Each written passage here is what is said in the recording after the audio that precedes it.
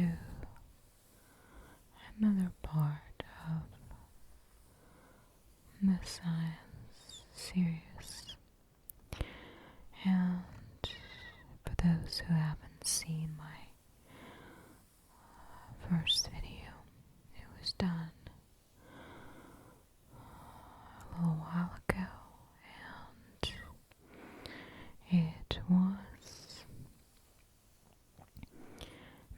bits and pieces about different topics of science, and today I will continue. Today I'm using a different microphone and a little bit of a different setup. More, I guess, less sophisticated maybe, but sound should be pretty good as well. This is Zoom H4, and so and my first video was done with a Blue Yeti, which I love also. But let's take a look at some topics here. And it looks like some of the articles here in this book are sorted by topics, and we are in, looks like some physics, kinetic energy specifically, and here it says that the three states of matter are solid, liquid, and gas. And kinetic theory explains the property of these three states in terms of particles and movements. So apparently, chemists discovered that substances consisted of atoms, molecules, and other particles about 200 years ago. And by then they already knew many of the properties of liquids, solids, and gases. And they developed the kinetic energy to explain properties in terms of moving particles. I'm not sure how well you can see this picture, but here is compressing of gas into small volume, where it squeezes particles closer together as the volume decreases and pressure increases. And that's a very good representation of distance between molecules and gas versus a compressed gas. Okay, and then liquids have fixed volumes, unlike solids, but they have no fixed shape. And the liquid will flow into the lowest part of its container. Each substance has almost the same density when it's a liquid or a solid. The particles almost as close as in solids, but they have more energy and are free to move around each other in liquids. And then we've seen this demonstration on the picture about gases. So in solids, particles that make up the materials are very close together, and there are strong forces of attraction between them. And these particles can't really move past each other but vibrate back and forth around those fixed positions in the solid structure. And Brownian motion, and that the first time they noticed the movement of particles, or rather recorded, it was done by the British botanist Robert Brown in 1827. He was looking through a microscope at pollen and a drop of water, and noticed that they were moving in jerks around the microscope slide, and this motion is caused by water molecules striking the pollen grains. If the experiment is done using smoke particles, which are lighter than pollen, the motion is greater, and smoke particles scatter light into the microscope and is seen as a bright point.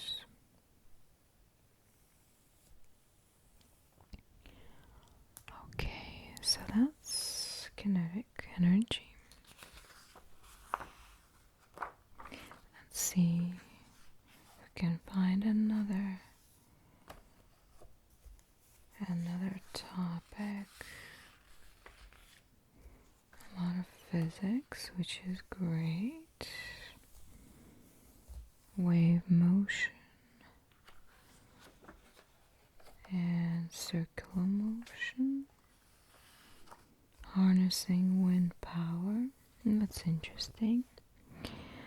So it's basically harnessing the energy of moving air, and it really can be used for anything.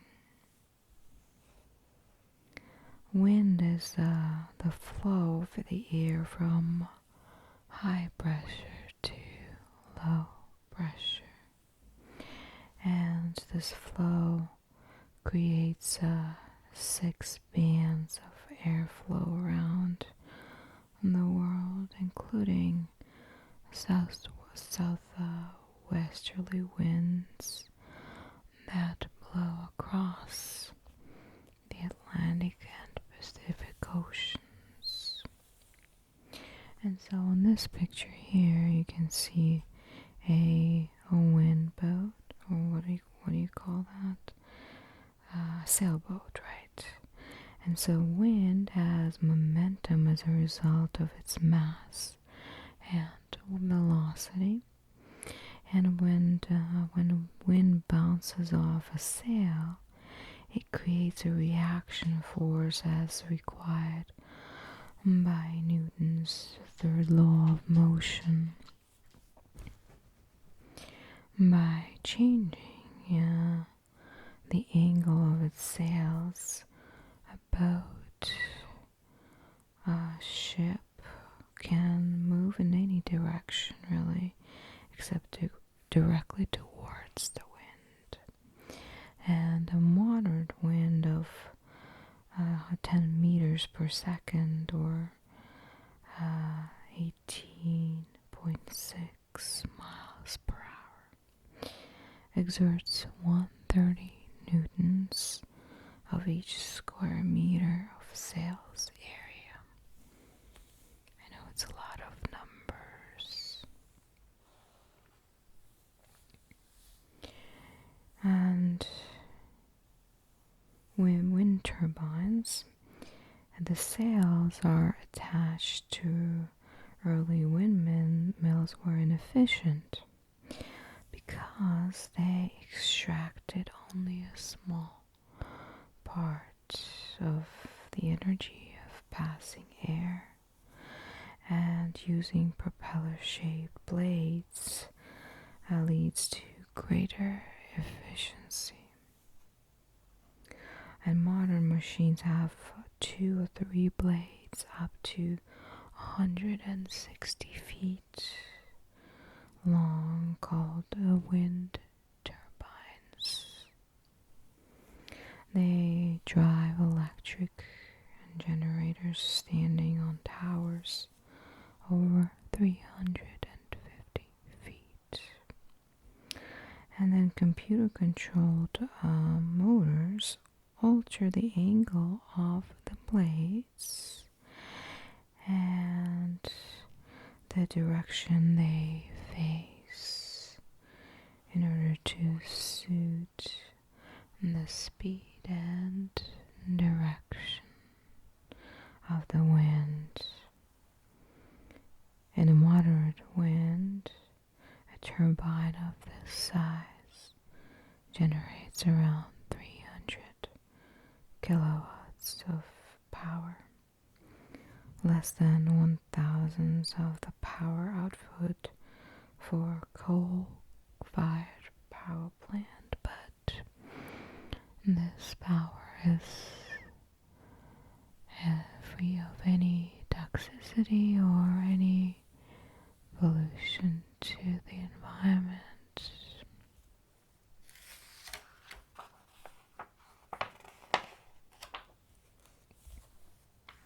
And so this book covers other topics like principles of flights, supersonic flight.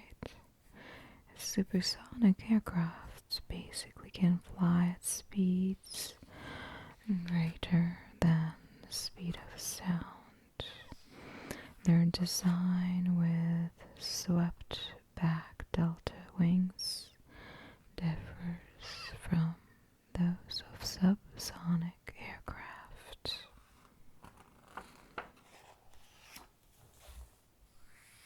There's some facts and figures. Next is electricity and electronics. So yeah, they're all organized by a topic. Electrical circuits. Let's take a look at these pictures right here. So this means it's a capacitor, variable resistor, cell, resistor, switch, galvanometer, and lamp. I remember back in my physics course in high school we studied that and had to draw those diagrams based on observations. It's quite interesting. I enjoyed it. Magnets and magnetism. It's an interesting topic as well.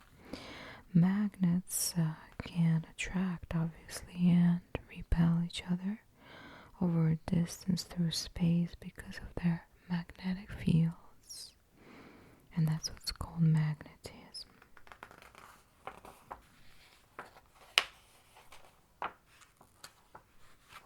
And this is a compass needle. Points north to magnetic North Pole. That's magnetic field on this picture.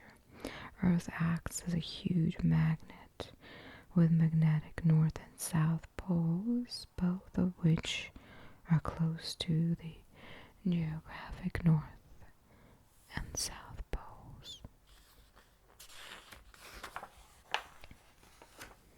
Electromagnetism. So is magnetic field generated, that's generated around the wire, and it's used to drive motors and generate electricity. Generators and motors, power plants, renewable energy sources. We already talked about wind turbines, electrical power distribution,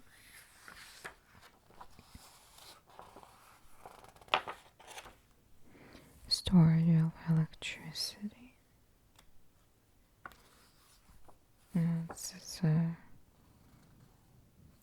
I think this, I'm not sure when this book was published, but this should be a Tesla right here.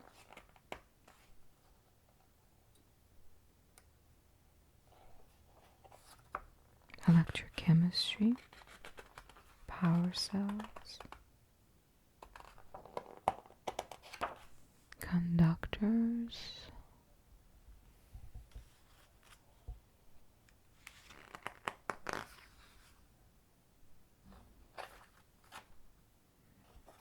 electrical communication, that's the cell towers, probably radio transmission, telecommunication, that's, and sound recording.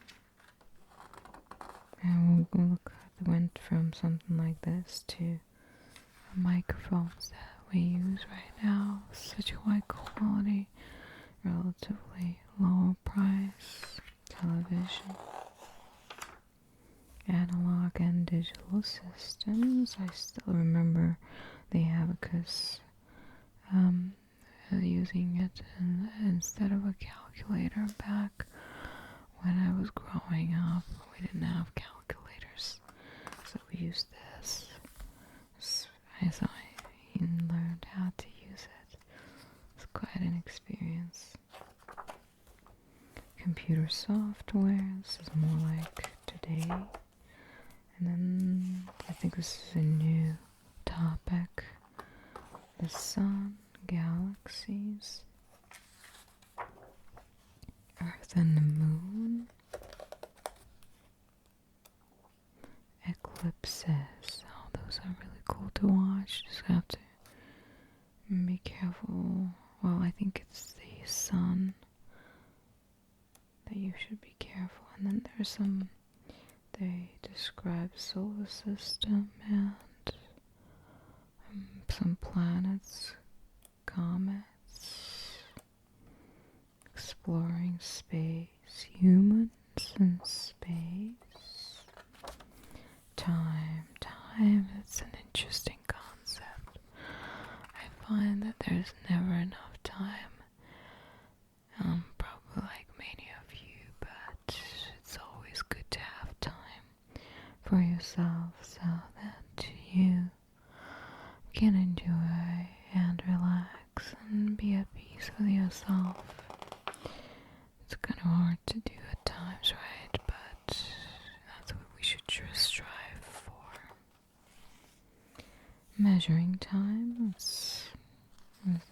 seems like time goes slower when you're waiting for something, and the opposite when you are enjoying something.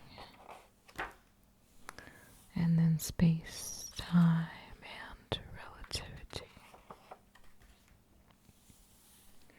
Conservation and the environment. Balance. Action zones.